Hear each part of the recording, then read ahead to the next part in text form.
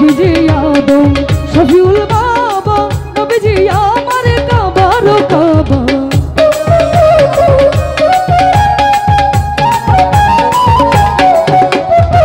নবীজি আদম শফিউল বাবা নবীজি আমার কাবার কাবা দয়াল নবীর প্রেমের কাবা হইয়াছে কারা দয়াল নবীর প্রেমের কাবা হইয়াছে কারা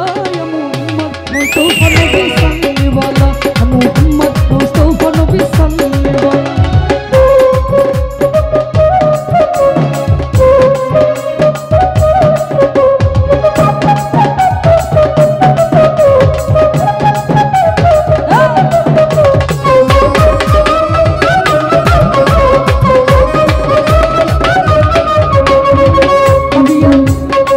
কবিয়া বলে গল্প